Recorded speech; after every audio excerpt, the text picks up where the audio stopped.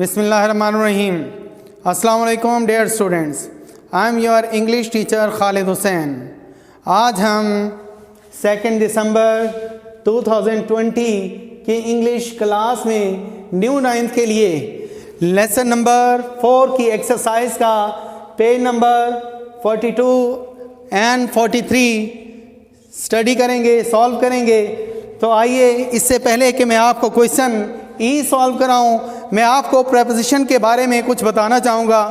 आप अपनी बुक के पेज नंबर 42 को खोल लीजिए।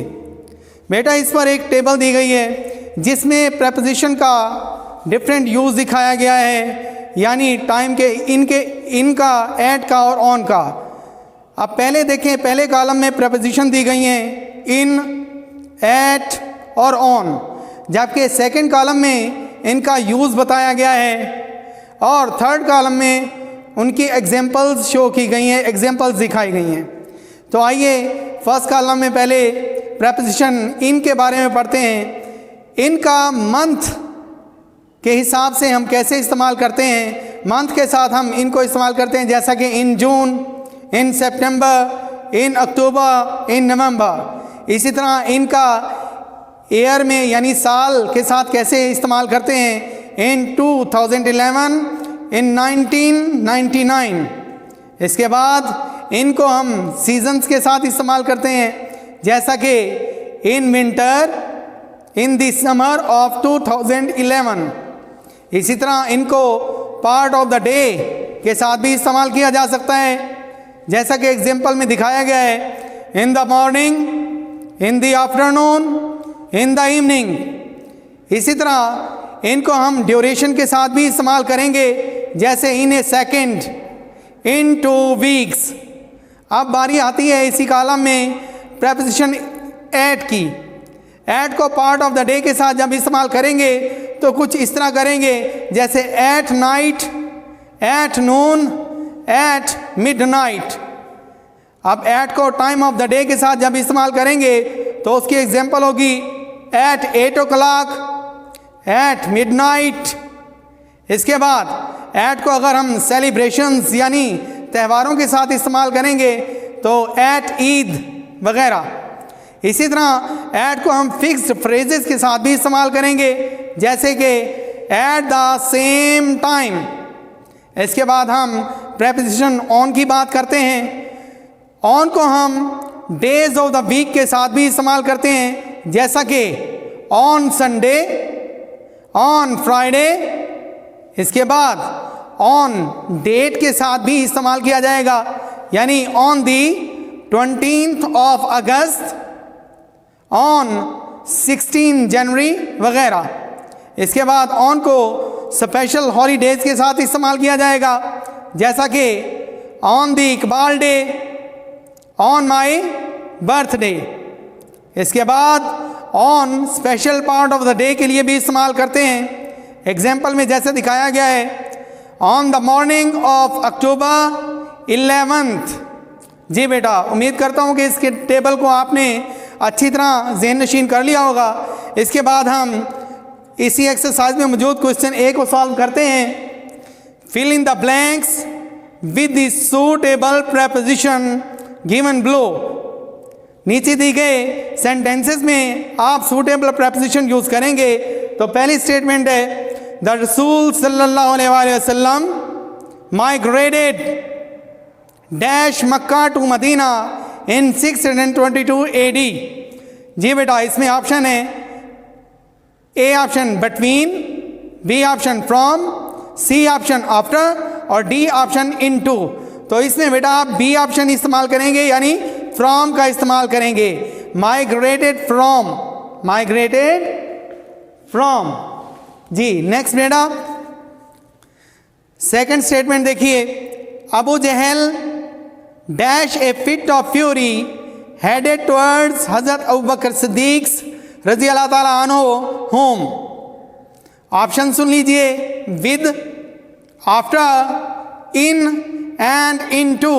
तो इसमें बेटा सी ऑप्शन यूज करेंगे, यानी इन को हम इसमें यूज करेंगे, प्रेपोजिशन इन इस्तेमाल होगा। नंबर 3 स्टेटमेंट देखिए, he began knocking dash the door. Option सुन लीजिए, एट, ऑन, इनटू, अबाउट। तो बेटा इसमें हम एट इस्तेमाल करेंगे, यानी आपका ऑप्शन ए जो है यूज होगा यहां पर। नेक्स्ट स्टेटमेंट देखिए, at this she instantly ran dash the corner of the home, ran to the corner of the home. Fourth statement में प्रेपोजिशन टू इस्तेमाल करेंगे। नेक्स्ट फिफ्थ स्टेटमेंट में देखिए, she has resolute faith dash Allah almighty. B option use की जाएगी, यानी इसमें in use करेंगे, she has resolute faith in Allah almighty. तो हम यहां पर प्रेपोजिशन इन इस्तेमाल करेंगे। She gave dash all the money to the poor and the needy. जी बेटा इसमें ऑप्शन डी इस्तेमाल की जाएगी, यानी अवे हम यूज करेंगे, she gave away all the money to the poor and the needy. Next six statement देखिए, her life would always be a beacon of light.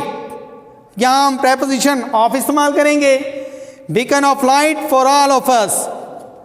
Her life would always be a beacon of light for all of us. इसके बाद हम question F को solve करते हैं। Fill in the blanks with the prepositions of time. आपने यहाँ preposition of time इस्तेमाल करना है। पहली स्टेटमेंट है बेटा, Ali is arriving on January 26 at 2 o'clock in the afternoon. यहाँ हमने प्रेपोजिशन इस्तेमाल की ऑन और एट। मंथ के लिए ऑन इस्तेमाल किया और टाइम के लिए हमने एट इस्तेमाल किया। नेक्स्ट है, Sadiq is living dash Friday at noon. जी तो यहां पर हम प्रेपोजिशन ऑन इस्तेमाल करेंगे। स्टेटमेंट सी स्टेटमेंट में देखिए, Asher worked for his law firm in 1995। जी सी वाली स्टेटमेंट में हम इन इस्तेमाल करेंगे, यानी इन 1995। इसके बाद नेक्स्ट स्टेटमेंट को देखते हैं, यानी पार्ट डी को देखते हैं। I met Shaheen at 9 AM। D वाली स्टेटमेंट में क्या आएगा, एट 9 AM। नेक्स्ट स्टेटमेंट यानी ई वाली स्टेटमेंट में देखिए, the doctor will see Alizeh in the evening. In the evening यहाँ पर ई वाली स्टेटमेंट में इन लगाएंगे। नेक्स्ट एफ स्टेटमेंट को देखिए, Sobia has her birthday on September 11। On September 11 यानी एफ वाली स्पेस में हम ऑन का इस्तेमाल करेंगे, प्रेपोजिशन ऑन लगाएंगे।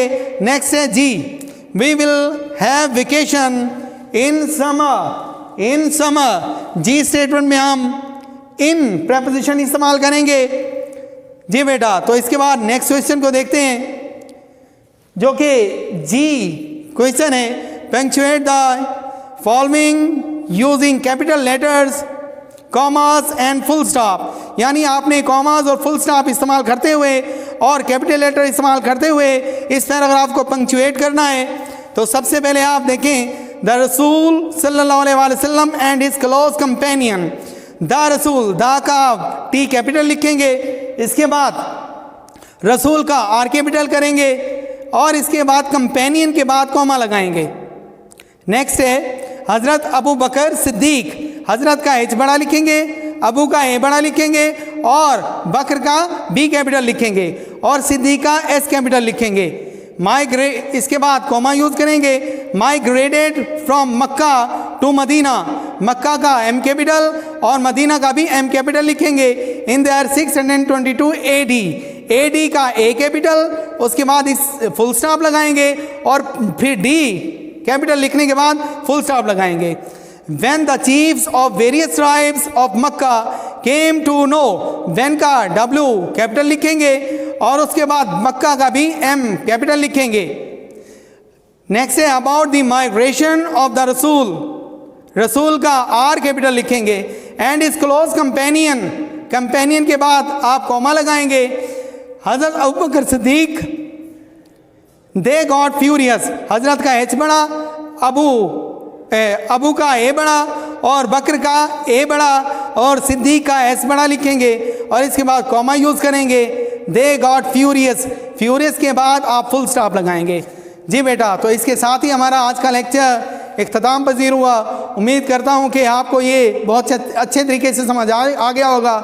इसके बावजूद अगर कोई मसला हो तो आप मेरे नंबर पर मुझसे रब्ता कर सकते हैं। Thank you.